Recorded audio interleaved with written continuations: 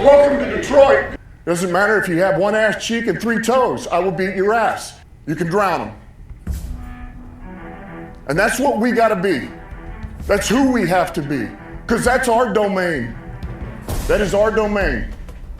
Because we'll tread water as long as it takes to fucking bury you. Takes the snap, turns, gives to Montgomery, right side, end zone, touchdown, Detroit Lions! Yes. We are driven by Detroit. Hello, Detroit Lions friends, fans, and family members. Welcome on back to yet another episode of MCM Motor City Mania. I'm your host, David T. Pike. And as always, we're diving on in. So folks, in yesterday's episode, we talked about what I believe is the case in the circumstance that the Lions offense is going to find themselves in as far as their plan of attack, as far as what they're going to try and do against the Packers defense going into this upcoming game on September 7th, on this upcoming Sunday. And as I said, I was working on the second part to that whole conversation, which in this case means now we're going to talk about the defense. Now, when it comes to the Lions defense, there's a couple of things that are a little bit different about their whole set of circumstances versus the offense's set of circumstances. Number one, when it comes to the offense, last year the offense was primarily healthy. So most of what we're basing everything from the Lions offense is based on players that we already knew were playing last year. We already knew that they were going to be healthy coming into this game to start the year against the Packers. So we weren't necessarily as worried about that as much. Well, when it comes to the Lions defense, as everybody already well knows, last year the Lions defense went through an absolute ridiculously virulent amount of freaking injuries. It was just, as if the Lions had an injury bug that was just beyond anything else that most teams had ever seen. However, though, that injury bug that the Lions had last year, it allowed them to show that even when dealing with a number of injuries, even when dealing with a lot of players that were out, they could still put together a pretty damn good defense in being able to stop the majority of teams. So that's one thing that's different. The other thing that's different is also, I would say, the perception of where the Lions offensive coordinator versus Lions defensive coordinator is at. Yes, both of these guys are brand new to their role and brand new to their position previously than where they were last year. But the difference being in this is that, hey, when you take a look at offensive coordinator John Morton, he's already been an offensive coordinator before in both college and also in the NFL. So he's coming into this job with the Detroit Lions, and he already has some experience there. For Kelvin Shepherd, it's a bit different because up until this point, he's never been a defensive coordinator. So a lot of people already have this conception that, hey, because of the fact he's never been a defensive coordinator before, he's never called plays before, that's going to put the Lions defense in a much more different position going forward than what the Lions offense is. So just there alone, there are two massive differences in how people look at what the Lions' defensive expectations are versus their offensive expectations. But I can tell you this right now.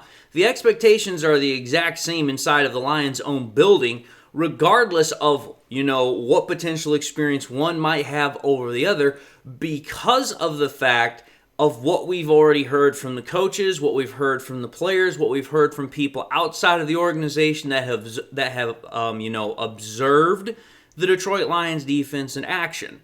Many people have already noted and have already stated that for the Detroit Lions defense, just because Kelvin Shepherd is brand new to the position does not mean at all that, he's unable to do the job.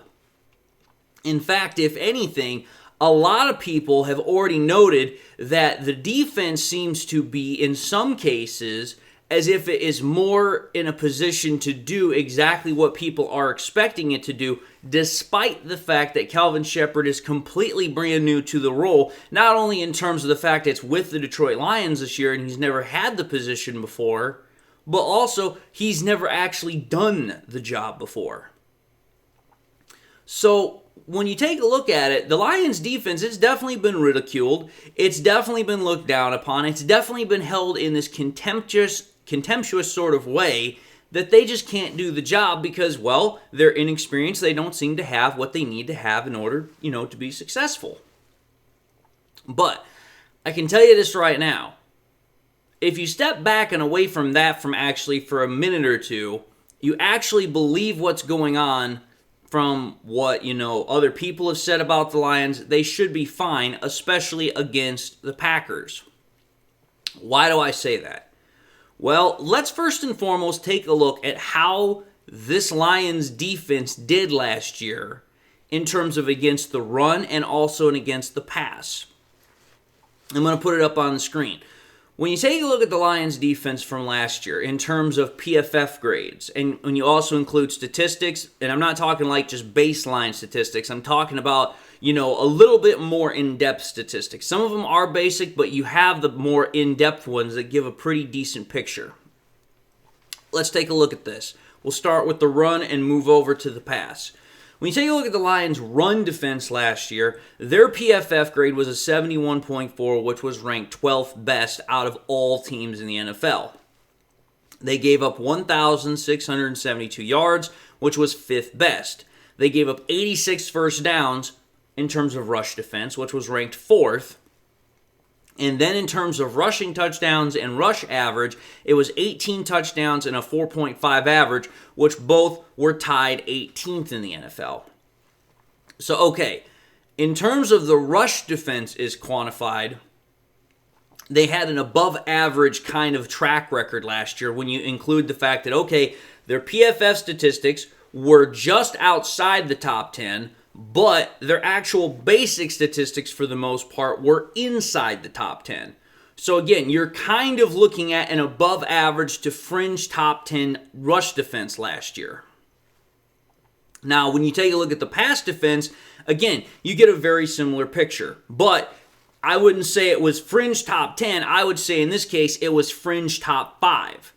Because the Lions' pass coverage grade last year was ranked 6th with an 80.7. They had 16 interceptions, which was tied 5th. They had the second lowest completion percentage allowed in the league. They had the lowest touchdown percentage per throw allowed in the league with 3 touchdown percentage. They had the 8th highest interception percentage per throw garnered in the league. They had the lowest passer rating allowed in the league. And they also had the second lowest amount of passing touchdowns allowed, all while also having the 4th highest amount of passing attempts thrown against them. So what this ought to show is that the Lions, in terms of their pass defense, it's a fringe top 5 pass defense from last year. And that was without having Hutch most of the year. That's also with having guys that were rookies like Terry and Arnold last year, and also having guys that are different from last year that we've now upgraded at comparatively to this year. And in terms of the rush defense, again, like I stated, fringe top 10. Now, here's what I want to say. When you're talking about the rush defense, there's an interesting state of fact that I've got to put out here really quickly. The Lions had 6 games last year where they gave up 100 yards of rushing or more in the regular season. Here's a funny, interesting fact that you need to know. 5 out of those 6 rushing games where they gave up 100 yards or more were after Hutch had gotten injured. And it was also after Derek Barnes had gotten injured. 2 guys that are going to be coming back to this defense that already factor to make a huge difference. But there's another guy that we're going to be waiting a little bit later on in the season that also was in that whole category of 6 games that was also missing. That was Malcolm Rodriguez. He was out for 4 of those 6 games. The point is, as I already kind of highlighted, the injuries had a massive impact on the Lions' ability to stop the run. But even with it having such a massive ability for them to stop the run, they still had a fringe top 10 rush defense last year. And again, the reason I can say that is when you take a look at Hutch's rush defense grade last year, when you take a look at Barnes's run defense grade last year, and also Rodrigo's, you again get a very interesting picture.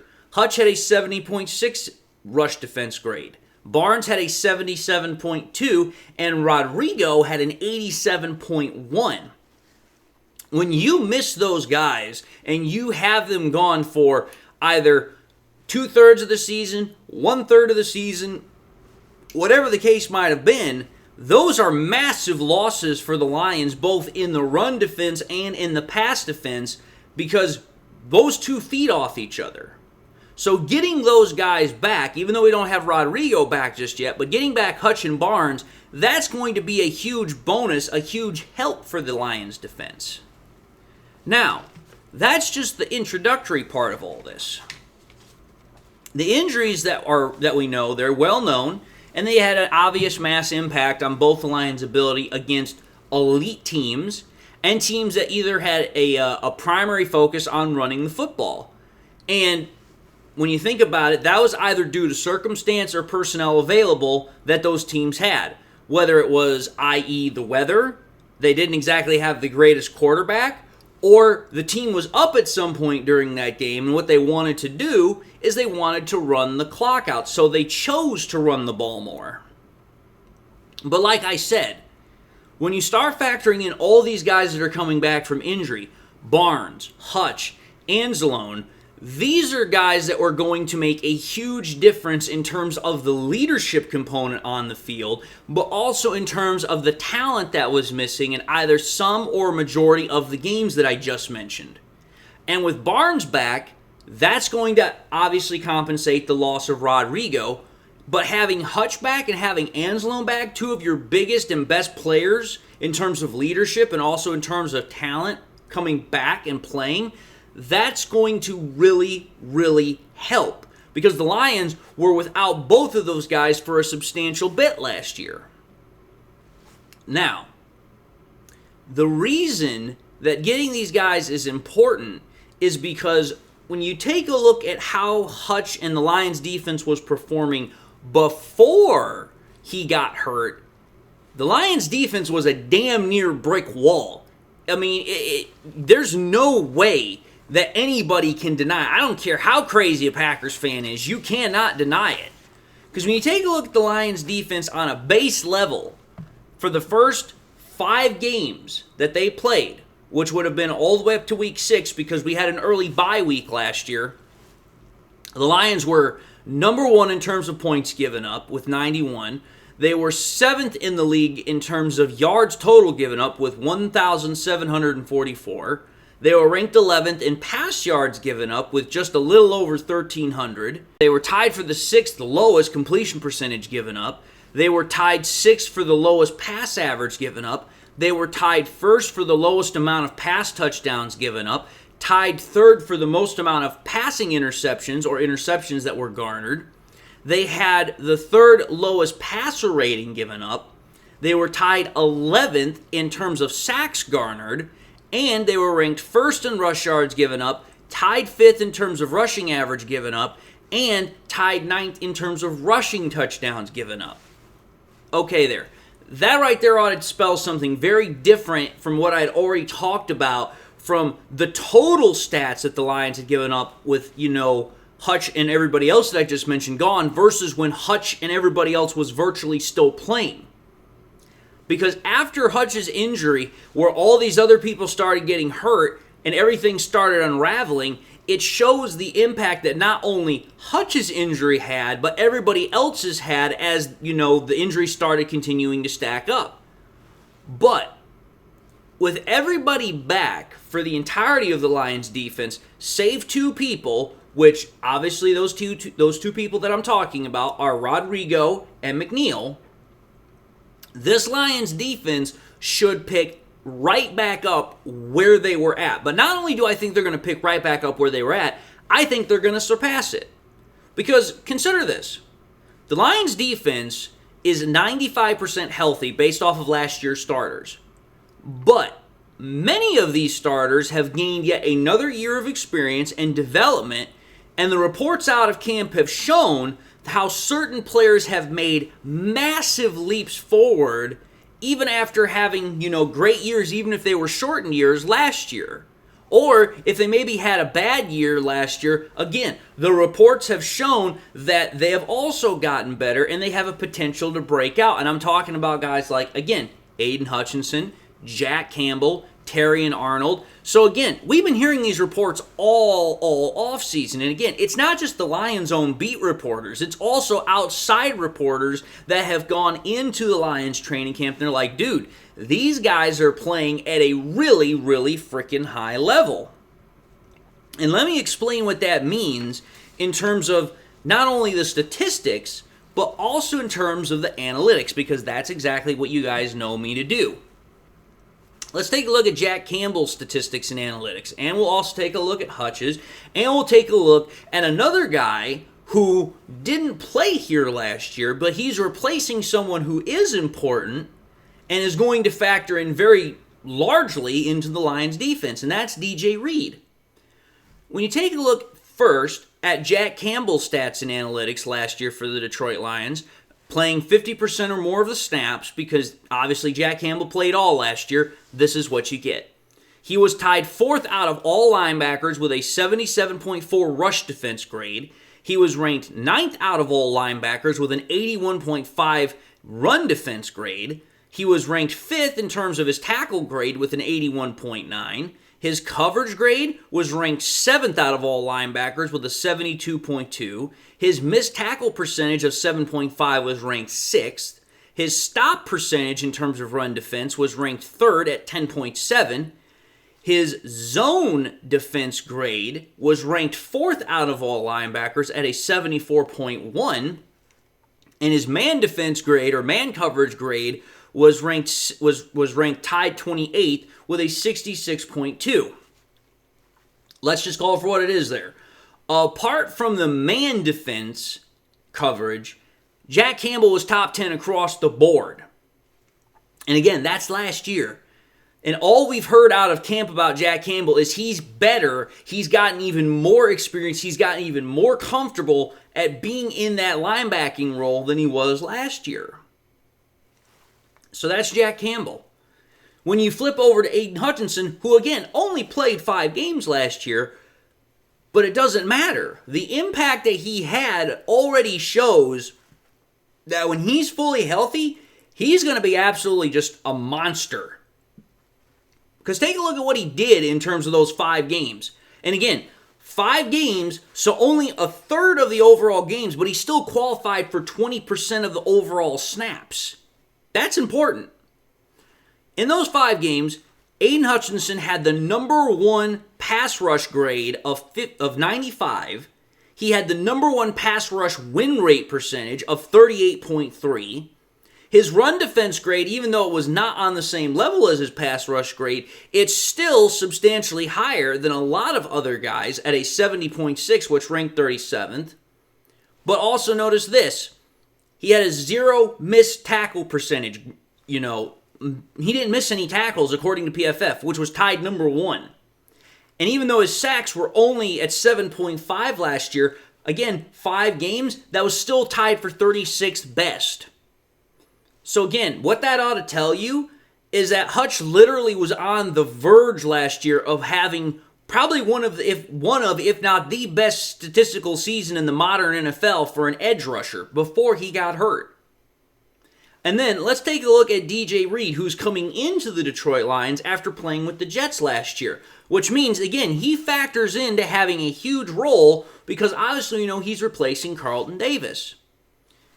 DJ Reed's statistics and analytics last year with the Jets were this. His coverage grade was ranked 24th. He had a 70.1. The completion percentage that he allowed was tied 15th with a 58.3%. Passing yards given up was tied 26th with 431. He had 11 forced incompletions, which was tied for 10th most. He had an 18% forced incompletion percentage rate, which was tied for 5th best. And the passer rating he gave up was a 91.7, which was ranked for 37th. Now, again, some of those numbers might not look that great, but you also have to factor in there's usually 2 to 3 cornerbacks on the field at any given time. So the fact that even though some of those numbers are in the high 20s or low 30s, maybe even the mid 30s, that's still pretty damn good. And again, his numbers in a lot of ways are better than what Carlton Davis's numbers were last year. So think about it. You got Campbell, you got Hutch, you bring in DJ Reed, you've got all these other pieces that played there last year. The three that I just talked about, along with Kirby Joseph, who led the league in interceptions, and also Brian Branch, who is arguably one of the most versatile defensive backs in the NFL, will make life for the Packers offense very, very difficult, whether it's in running the ball or whether it's in terms of passing the ball. Especially since Terrion Arnold is on the verge of a breakout year, along with, how Amik Robertson played last year, how Maddox has played for us, how Rock Ya-Sin has already played for us as well in the preseason and in training camp. It's going to make life very difficult for Jordan Love and for the Packers wide receivers. It absolutely is. There's no way around it. And the reason for that is, well, let's just again call for what it is. The Packers wide receivers, they're coming in banged up, number one. They've also continued to have problems with catching the ball and drops. So it's like, okay, this is something that factors in very greatly to what the Lions are going to be looking to do against that Packers offense. But you also have to factor this in as well. It's not just the fact of where the Packers are offensively. It's also the mindset that this Lions defense is at. The Lions defense is rejuvenated, and it is full of pent-up anger after last year. And the Lions, they have a clear advantage over the Packers offense, both in terms of talent matchups, but also in terms of production overall. The Packers right now, they have a weak offensive line in comparison to our defensive line. Like I said, they have a banged-up receiver core, and as I also have stated, they have a quarterback that is likely going to be rusty after being off for 2 weeks recovering from a thumb injury. So yeah, the Packers offense is clearly in trouble.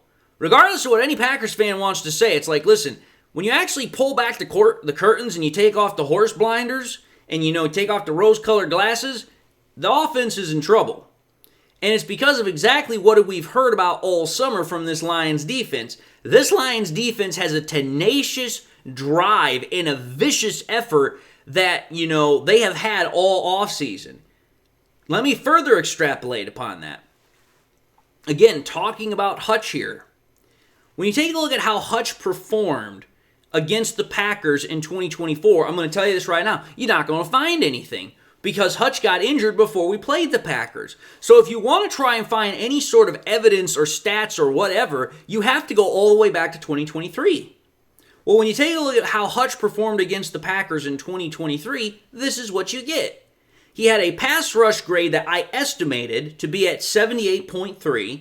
He had a pass rush win rate of 22.7, 1.5 sacks, 13 pressures, and 8 hurries.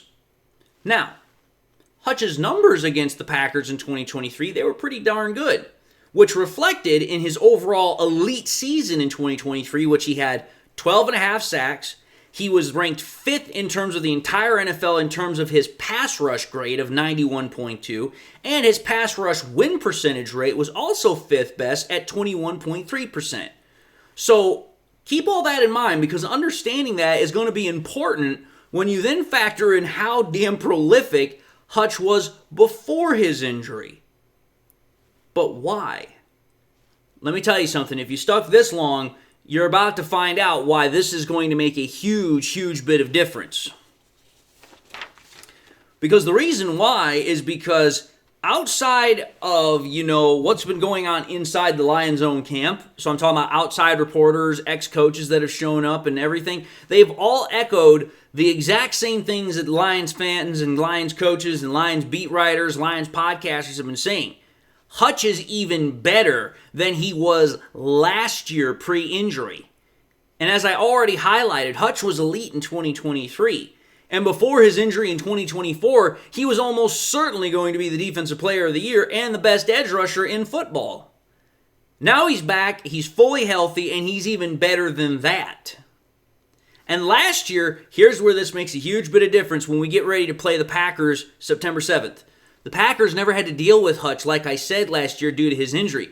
So it's important to see the difference between what Hutch did in 2023 versus what he wasn't able to do against the Packers in 2024. And why? Here's why. Hutch primarily plays at the left edge position. That's where he primarily plays, but he also lines up all over the defensive line. The statistics show that, which is opposite of what the Packers just got in Micah Parsons. Well, what that means, if he's at the left edge, he's primarily lining up over the offense's right tackle. Well, who's the right tackle for the Packers? That's a guy by the name of Zach Tom. Well, I'm going to just tell you this right now. The difference between how Zach Tom performed against the Lions in 2023 versus how he performed against them in 2024 with no Hutch, vastly different. In 2023, in the games against the Lions, Zach Tom had a pass block grade of 63.8. He allowed 8 hurries, 9 pressures. He didn't allow any sacks, though. When you then flip over to 2024, his pass block grade jumped up almost 10 full points to 73.7. He only allowed 3 hurries instead of 8, and he only allowed 4 pressures instead of 9. He did, however, give up 1 sack. So some people are going to be like, well, he gave up a sack. That's a difference. Well, you want to know who he gave that sack up to? That was to Zadarius Smith. So it wasn't just like he gave it up to some, nobody defensive edge or whatever. It was Zadarius he gave it up to. And again, Zadarius is still a pretty damn good edge rusher, albeit he's not on the team. But that ought to tell you something. When there is a 10-point difference between when you're playing against Hutch versus when you're not playing against him, and you allow 50% less in terms of hurries and overall pressures, that's big. And again, let's factor all this in. Zach Tom has not had to face Aiden Hutchinson for over a whole year. And Hutch is even better than what he was in 2023, the last time he saw him. So what this shows is that Zach Tom has actually had it easy the last year against the Lions because he hasn't had to deal with Hutch, who was on an absolute tear before the injury. And since every report says he's even better, like I just mentioned, and Tom hasn't seen Hutch since 2023, well, you do the proverbial math here to then figure out how that matchup is going to go. Hutch is healthy. He's hungry, and he has a massive chip on his shoulder from last year. 3 things that spell big, big, big trouble, Trouble, for the Packers. And here's why I say all this, because now I'm going to tie it all together real quickly. If Hutch is as prolifically disruptive as I think he's going to be, and as everybody's already noting that he's most likely going to be, that is further going to make the Packers' ability to move the ball, again, whether on the ground or through the air, that much more complicated. Especially through the air. Because again, the Lions linebackers and defensive backs, they're not only some of the toughest, but overall they're some of the best in the NFL. I already proved that one beyond a shadow of a doubt. But when you have a great pass rush in terms of Aiden Hutchinson, who's fully healthy, can literally line up everywhere on a defensive line, whether it's inside, whether it's outside, whether it's left, whether it's right, doesn't matter. He is the best friend that a great pass coverage that the Lions have been demonstrating all throughout camp is going to have. And think about this. The Lions are going to be able to do stuff against that Packers offense that's coming into it, like I said, beat up. They're also going to have to deal with a quarterback that's rusty, and their offensive line is nowhere near as strong as what it should be. And again, that's also while factoring in that our run defense over the last 3 years, it's been one of the best in the NFL. The Lions defense should be absolutely able to impose their will defensively over a young and hurting Packers offense due to the tenacity and the relentless nature that they have. And again, that all has to do with the fact that you're getting back all these players, but especially Hutch. So, you do with that information what you will, but I feel very, very good about where our defense is going to be going into Lambeau on, Sunday night.